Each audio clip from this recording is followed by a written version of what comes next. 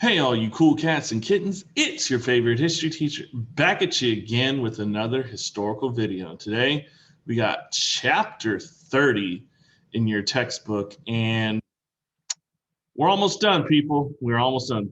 Actually, we are done with period 8, finishing today's lecture. So sit back and get your notes, get your paper, pen, pencil ready. So today's lecture is not as heavily notified, notified, but you know me, I love notes. So, um, chapter 30, the crisis of authority. So let's get into it, people. 2 more chapters left after this one. All right, so the youth culture. And this is during the 60s and 70s. So picking up kind of where we left off last time, you have this new left emerging in the Democratic Party Democratic Party, where many whites championed rights for minorities and women.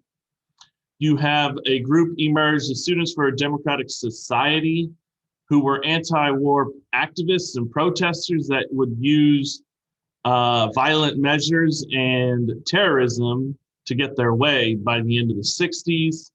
So he started out as peaceful, but then turned more radical. At UC Berkeley, you have the emergence of kind of the free speech movement, where they were objected to not being allowed to use the school grounds for political debates. Okay, that's where you get these the idea of free speech on college campuses. You have counterculture, where hippies are these groups of people who focused on the sexual revolution, the music, and doing all the drugs known to man. And an example of that was Woodstock, 1969, music concert in New York, where over 400,000 people attended this concert, where there was a lot of sex, drugs, and rock and roll. So here's an activist piece, the Woodstock. There you go. Music and art fair. So Santana, Janis Joplin, Grateful Dead, The Who, Johnny Winter. Yeah. And who else? I want to say, what's his name was there? Ozzy Osbourne. What's his group? I can't remember. Ozzy. All right. Mobilization of minorities. So Native Americans post World War II. Again, the government's going to focus on assimilating the Native Americans. In 1961, you have this Declaration of Indian Purpose, which was Native Americans wanting the right of self-determination and whether or not they get to choose whether they assimilate or not. In 1968, you have the Indian Civil Rights Act, which recognized tribal laws within reservations, giving them more rights on the res. Latinos, you can't talk about Latinos without Cesar Chavez and his union, the United Farm Workers, UFW, demanded higher wages at this time. Cesar will go on a big hunger strike. He's going to get the approval, catch the eye of RFK, Robert Kennedy, and will have succeeded for these farm workers in Southwest United States.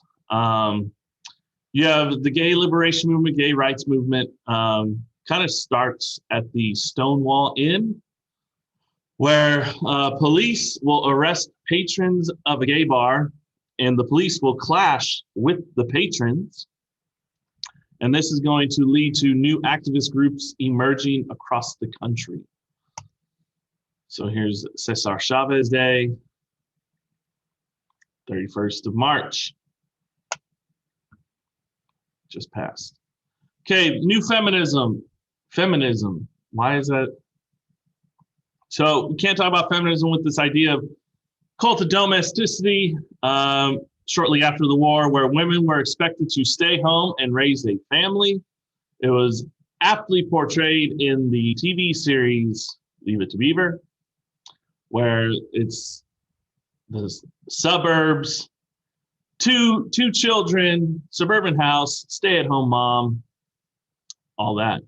Then you have a woman, Betty Friedan, who was the author of The Feminine Mystique. Gotta know it. Need to know it, gotta know it. She's very important. Who wrote a best-selling book that launched the modern women's movement. And in it, she argued that many housewives in the suburbs were not happy and lived unfulfilling lives. So there's a new organization called NOW, the National Organization for Women, founded in part with Friedan's help, which would become an influential feminist organization. They help bring attention to the lack of women in certain professions and politics. However, many women will still face discrimination in anti-war and civil rights organizations. In 1971, the affirmative action guidelines included women, so yay, go women. In 1972, it's kind of an important year for women. You have the Title IX, which is passed, and here is what it says. No person in the United States shall, on the basis of sex, be excluded from participation in, be denied the benefits of, or be subjected to discrimination under any education program or activity receiving federal financial assistance. So this mainly affects women's sports, girls' sports programs in the high school and collegiate level, middle school as well, because schools receive federal money. And if you have a boys basketball team, a boys soccer team, a boys wrestling team, a boys tennis team, you have to have the opposite. Girls tennis, girls soccer, girls basketball, girls volleyball, wrestling for girls. Okay, and then you have also created the Equal Rights Amendment. It was passed by Congress, but it was never ratified. More to come. There's Betty Friedan, and here's a poster from 1867 about women needing to stay at home. So this idea stems from that. Remember Republican motherhood, right? Anyways, environmentalism in a turbulent society. We talked about last time. Rachel Carson's Silent Spring exposed the impact of insecticides, DDT, on the environment and the ramifications that come from it. 1970, April 22nd, was the world's first Earth Day. And federal government agency was created, the Environmental Protection Agency, EPA, under Nixon. You have the Clean Air Act passed under Nixon. You also have the Clean Water Act, again, 1972, passed under Nixon. So a lot of environmentalism is at the forefront from the 70s onwards, people. Rachel Carson, you saw her face, and you saw this is the EPA, still around today. Remember, I don't know if you remember, but when Trump appointed his head of the EPA, he actually had like 8 or 9 lawsuits against the previous EPA administration who were suing his company for fracking and just degrading the environment, and he in turn becomes the lead of the EPA. It's very, very contradictory, in my opinion. But hey, so Henry, Nixon, Kissinger, and the war. You have Vietnamese. Why can't I say that word? Vietnamization.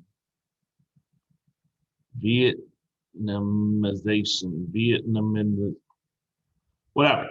It is a policy of gradually withdrawing U.S. troops from Vietnam and transitioning the military burden onto the South Vietnamese, using weapons, training, and advice. April 1970, Nixon ordered the U.S. to begin attacking Cambodia, the next door neighbor of Vietnam, a neutral country. And the Cambodian bombings led directly to the Kent State protests, which were student protests on the campus of Kent State. 4 students will die. Many more were injured as this protest turned a little violent. And the reason the U.S. attacked Cambodia was that it was believed that Cambodia was providing aid to North Vietnam. As we know, the Ho Chi Minh Trail, some parts of, the northern Vietnamese would go through Cambodia to provide sneak attacks on South Vietnam. As we know, Pol Pot, if you remember last year, was the leader of Cambodia at the time.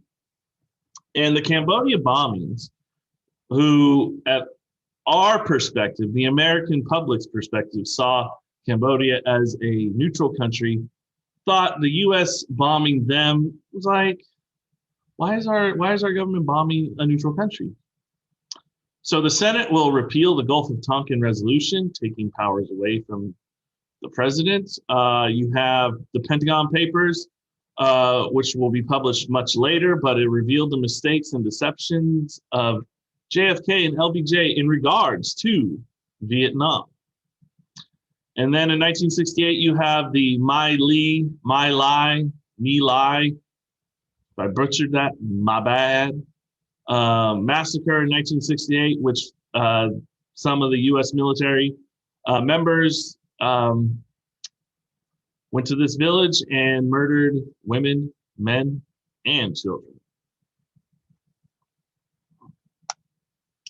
So here's a picture of said massacre. And here is a memorial for the 4 students who died on Kent State's campus, and that's still there today. All right, so big world foreign policy issues with Nixon. If you're wondering who Henry Kissinger is, his Secretary of State, FYI. So February 21st, 1972, Nixon becomes the first U.S. president ever to visit China.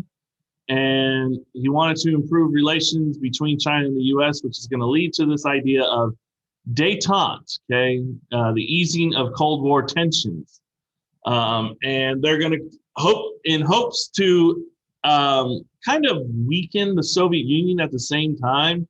Like, hey, look, we're talking to the #1 communist nation, and we're trying to ease our tensions against them because, China's been on high alert. I wouldn't say for the majority of the time period, but, when you have a military general criticizing the president, saying that we need to nuke China from the Korean War, that people don't forget. All right. Also, I believe the Chinese sent aid to North Vietnam during the Vietnam War. So, communism, democracy, they just don't work together, right? So, unless you're modern day China. I mean, not democracy, capitalism, but whatever. So détente, you have the anti-ballistic missile treaty, you have the strategic arms limitation talks, SALT, which will actually turn into treaties. And there are multiple SALT treaties, but they are aiming to limit the number of long-range nuclear missiles. And Nixon has his own doctrine. where the U.S. would honor their current commitments to whatever support they had in Asia. But in the future, Asian countries would defend themselves without American troops. Probably send money, but no more troops would be sent to these countries. So if communism were to spread in Asia, good luck. Syria and Egypt will attack Israel during this time, and the U.S. will provide $2 billion in aid to Israel. And Arab nations will respond with an oil embargo. OPEC, that's not what the oil embargo is called. That's the oil producing economic consortium. I don't know what the C stands for. Country. Maybe it's the oil producing, exporting countries, something. OPEC. All right, extra credit. What does OPEC stand for? All right, because I clearly can't remember. And oil and gas prices go extremely high during this time. So this is when there are national days of getting gas. So if like your street number was an even number, you can only get gas on Tuesdays, Thursdays, and Friday or Saturdays. And if your street number was an odd, you could get a Monday, Wednesday, Friday, something like that, or vice versa. So we had to ration gasoline. So here you have Mao shaking hands with Nixon. And here's Nixon meeting with Leonid Brezhnev, also the leader of the Soviet Union at the time. Okay, we got some big ideas on this page for notes on this slide. You have the silent majority. I think we also talked about this, where Nixon believed that the silent majority, most Americans supported the war, but were not vocal in supporting it. And they also believed that they wanted to reduce federal interference. Okay, another big topic during, now I wouldn't say throughout, I would say probably throughout post-World War II, and up until the end, the Warren Court, which is led by Chief Justice Earl Warren for 16 years, from 1953 to 1969. And these Supreme Court case decisions will affect the rights of criminals and the accused, religion, civil rights, and of course, women. So in Mapp versus Ohio, you have this idea that you need a search warrant to be provided before you enter whatever the police are trying to investigate. Gideon versus Wainwright, where people now have the people who get arrested now have a right to a lawyer, even if they can't afford one. Escobedo versus Illinois, you have a right to a lawyer from the time of arrest. So if you want to say, I want to speak to my lawyer, they have to offer it. The police have to say, all right, that is your right. You have Miranda versus Arizona, which is the right to remain silent. So you can't testify against yourself. So, that's why when most people get arrested, they don't say anything, because it could be used against them in the court of law, right? If you've ever seen Law and Order, you know the right to remain silent. This is your Miranda rights. That's what they're known as. You have Engel versus Vitale, where school sanctioned prayer is unconstitutional. So no longer can schools require class-led prayers at the beginning of every day in schools, public schools, not just private, public. I don't think this is. I think this is only for public school. This isn't for private. So that's why many private schools are Christian or Catholic, and they can do that. Griswold versus Connecticut, birth control is now legal. And you have Tinker versus Des Moines, where free speech will now be fine in school as long as it doesn't cause a disruption. So Nixon, however, was upset with the court's decision, so he decided to appoint judges that would strictly interpret the Constitution. So he appointed Warren Burger as the new Chief Justice. And under him, you have the decision, one of the most famous court cases of them all, Roe versus Wade, in which in 1973 it legalized abortion, giving women the right to choose to have one or not. And then you have Bakke versus the Board of Regents, giving preferential treatment based solely on race was not allowed for companies. However, race could be used as one of several factors for admitting students into colleges and some other education. So here's Earl Warren, right in the middle, Chief Justice Earl Warren. Politics under Nixon. So election in 1972, George McGovern he's a Democrat running on the promise to end the Vietnam War in 90 days. Nixon wins in a landslide. There's a ceasefire in Vietnam, January 23rd, 1973. Nixon claimed he achieved peace with honor. But there's an economic downturn, this recession, following the war, or following the ceasefire, because, well, Vietnam was very much expensive because, wars cost money, right? The rising oil prices in America, there was inflation, and the high funding of LBJ's Great Society. It's going to lead people to think, what is the federal government doing? And then you have this idea of stagflation, which is inflation plus an economic downturn, unemployment, just not good. It's the root word comes from stagnation. So we have this stagflation. So not good. You have the War Powers Act of 1973. It essentially overturned the Gulf of Tonkin Resolution. It limited the president's involvement in wars, and the president must inform Congress within 48 hours of taking war actions. So here's the map, and really, it's all Nixon. All Nixon. All right. Can't talk about Nixon without Watergate, y'all. And sorry, if you didn't pay attention last year to Watergate, well, you're going to know now.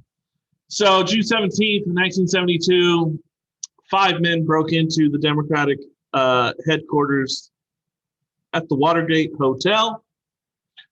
And they were a part of this creep organization called the Committee to Re-elect the President. And as we know, Nixon will win, but it's not realized until after that Nixon played a part in this, and it's not going to look good for him. So his vice president, Agnew, resigned because he took bribes. So this is going to lead to Gerald Ford becoming Nixon's vice president. And Nixon will secretly record most of his Oval Office conversations, which is kind of sus, right? You have what's called the Saturday Night Massacre, in which Nixon fired a special prosecutor, the attorney general, and the deputy attorney general because they didn't like how the investigation was going against Nixon. Nixon claimed this right of executive privilege, meaning that he was above the law.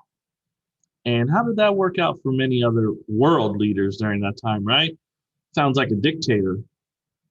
The Supreme Court stated that he could not withhold evidence and tapes. And so the House is going to gather up some impeachment charges. And it was very evident that Nixon was caught red-handed. And Nixon will resign before the impeachment charges were filed. So he would have been impeached and kicked out of office, but he resigned before it could even happen. So therefore, Nixon's not a president that gets impeached. He resigns. So in the court case, U.S. versus Richard Nixon, said Nixon must turn over these tapes, and he did not have executive privilege. And so leaves a bit of scandal in the presidency. Kind of, what happened 100 years ago from this time? Ulysses S. Grant in his administration, corruption, scandal, bribery. 100 years later, kind of the same thing. And that's the Watergate Hotel on the right. If you remember in Forrest Gump, he says something like, "Hello, sir. I just want to let you know that, there's a lot of lights going on and, trying to show." If you haven't seen Forrest Gump, you need to. It is a great U.S. history film. Maybe we'll watch it. Maybe we'll watch it after the AP test. Who knows? Anyways, that concludes this lecture. Hopefully you guys did enjoy. If you did, hit that like button. And yeah, we're almost done, people. Almost done. 2 more chapters, okay? As always, stay safe. Wash your hands. Peace.